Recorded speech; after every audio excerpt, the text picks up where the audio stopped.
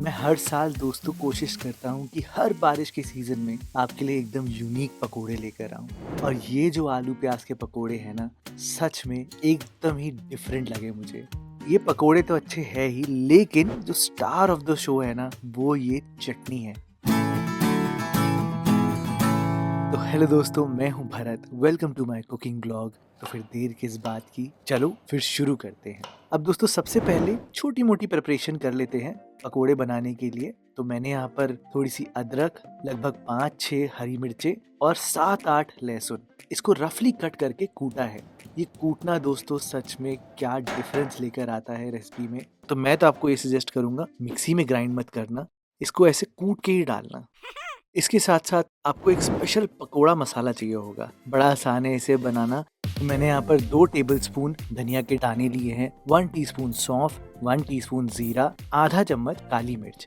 इसको मैंने दरदरा एकदम कूटा है। याद रहे, फाइन मत करना, इसका टेक्सचर मेंटेन रहना चाहिए। अब असली चीज पर आते हैं, आलू और प्याज। तो मैं यहाँ पर आपको दिखा देता हूँ, ये कच्चे आलू हैं, लगभग 700 ग्राम के आसपास है। छोटे बड़े मिक्स मैंने यूज करे हैं। देखो, छोटे से थोड़ा टेक्सचर बेटर आता है, मिले तो यूज करना, नहीं तो नॉर्मल अपने घर के बड़े भी यूज कर सकते हो। हाँ, पर याद रखना कि आलूओं को आपको मोटा मोटा काटना है, एकदम रफली, ये नहीं कि फाइन चॉपिंग करी। कच्चे आलू यूज कर रहे हैं तो इनको बॉईल भी हल्का सा करना पड़ेगा। तो आप क्या करना, 1 लीटर पानी को गर्म होने देना, उसमें आप 1.5 चम्मच नमक डालना। उबलते हुए पानी में ही आप यहाँ पर आलूओं को डालना। और जो मेरा साइज है, इस साइज के हिसाब से 5-6 मिनट का बॉईल काफ़ी होगा। याद रहे, आलूओं को पूरा नहीं पकाना, हल्का सा इनको कच्चा ही रखना है। बाकी कुकिंग जो है आपके पकोड़ों के अंदर होगी फ्राई होते वक्त। मैं एक कांटे से आपको दिखाता हूँ।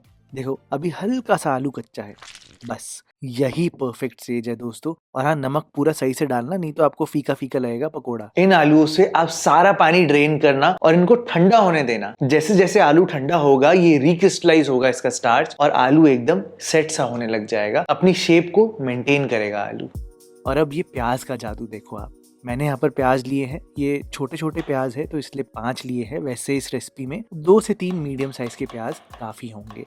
प्याज को आपने सिर्फ रफली चॉप करना है, कुछ नहीं देखना छोटा बड़ा मोटा पतला, एकदम रफली चॉप कर देना, बिल्कुल ऐसे। और इसमें आप 1 चम्मच नमक लगाना। इस रेसिपी में नमक जो है ना, वो 3 बार आएगा। एक बार हमने आलू में डाल दिया, एक बार हम यहाँ पर प्याज में डाल रहे हैं, और एक और बार आएगा बेसन के लिए। तो फिलहाल आप इसको 5 मिनट के लिए छोड़ना। अब मैं आपको स्ट्रीट स्टाइल वाली चटनी दिखाता हूँ। ये 50 ग्राम इमली है, इसको गर्म पानी में मैंने रखा था लगभग 15 मिनट के लिए।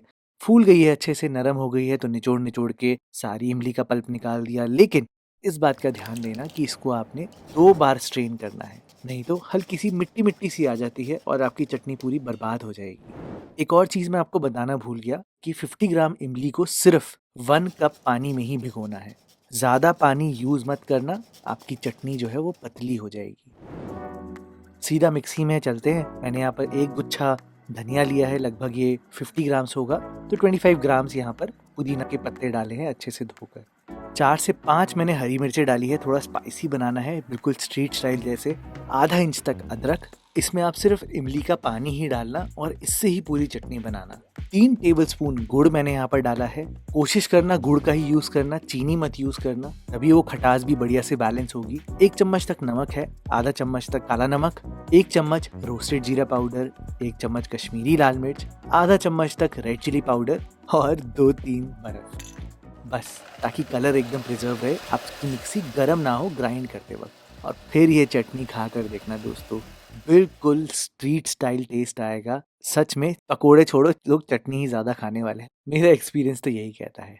खैर, इतनी देर में मैं आपको दिखाता हूँ प्याज। देखो, प्याज जो है वो एकदम ढल चुके हैं। आप बस प्याज को हल्का सा निचोड़ना जरूर, क्योंकि हम इसके पानी का यूज करेंगे अपना बैटर बनाने के लिए। सीधा ही यहाँ पर आलूओं को डाल देना। आलू में आपने यहाँ पर वही अदरक लहसुन मिर्ची का पेस्ट डालना है सबसे पहले। 2 चम्मच धनिया पाउडर मैंने डाला है, 1 चम्मच स्पाइसी वाली लाल मिर्च, 1/4 टीस्पून हल्दी, 2 चम्मच कश्मीरी लाल मिर्च, अजवाइन के साथ साथ भुना हुआ जीरा भी यहाँ पर डाला है। और हाँ, वो जो पकोड़ा मिक्स जो कॉम्बिनेशन बनाया था मसालों का, 1 चम्मच नमक बेसन के लिए यहाँ पर डालना है। और पहले इन सारी चीज़ों को मिलाना। ये बहुत ज़रूरी है कि पहले आप मिलाओ। अदरक लहसुन के गीलेपन की वजह से, प्याज की वजह से मसाला आलूओं पे चिपकेगा। अब यहाँ पर आप डालना फ्रेशली कटा हुआ धनिया। 1 कप बेसन टोटल आपको चाहिए होगा। हाँ, लेकिन मैंने सारा एक साथ नहीं डाला, मैंने आधा कप डाला। और फिर 2 टेबलस्पून चावल का आटा डाला है क्रिस्पीनेस के लिए। आप चाहो तो इसको बढ़ा भी सकते हो ज़्यादा क्रिस्पी बनाने के लिए। मैंने एक चीज़ और सेट करके रखी थी कि थोड़े से पानी में हींग को डाल के रखा था। ये हींग का जो पानी है ना दोस्तों, ये बहुत इंपॉर्टेंट है ताकि पेट भी सही रहे और फ्लेवर भी बढ़िया आए। ये आप यहाँ पर डालना, लगभग ये 1/4 कप तक पानी है, और इसे अच्छे से मिलाना। अब अगर आलू आपके अलग अलग हैं, जुड़ नहीं रहे, तो आप क्या करना कि इसमें थोड़ा सा पानी और डालना और बेसन को इंक्रीज कर देना, वो जो मैंने अलग से बचा के रखा था बाकी। मेरे हिसाब से इतनी क्वांटिटी एकदम परफेक्ट रहेगी। हमें ये देखना है कि आलू, प्याज, हर चीज जुड़ने सी लग जाए। ये ना हो कि एकदम ही गीला गीला बैटर सा बन जाए, ना ही ये हो कि एकदम अलग अलग हो। अब ये देखो, जब मैं इसमें 1 कड़छी गरम तेल डालूंगा ना, तो ये बिल्कुल आटे जैसा हो जाएगा। कुछ कुछ आलू जो है वो हल्के से क्रश हो जाए, कुछ कुछ खड़े रहे। याद रहे, सारे आलू खड़े खड़े होंगे तो ये आपको ड्राई ड्राई फील होगा।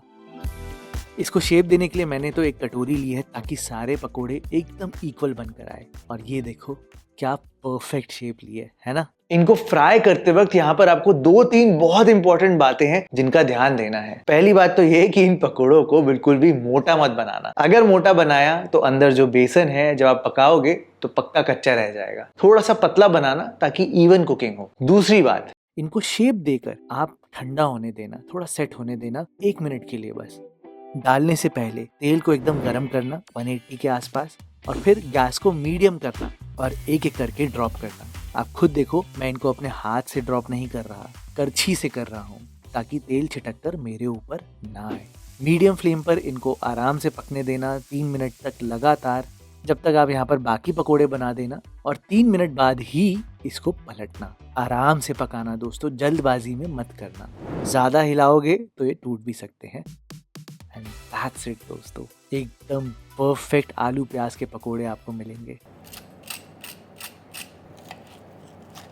इनका टेक्सचर, फ्लेवर, टेस्ट काफ़ी डिफरेंट लगता है क्योंकि वो जो आलू के चंक्स है, प्याज के चंक्स है ना, उसका स्वाद एकदम डिफरेंट आता है। आप हर साल आलू प्याज के पकोड़े बनाते हो, एक बार ऐसे बनाकर देखना चटनी के साथ, गारंटी है मेरी, मज़ा ज़रूर आएगा सबको।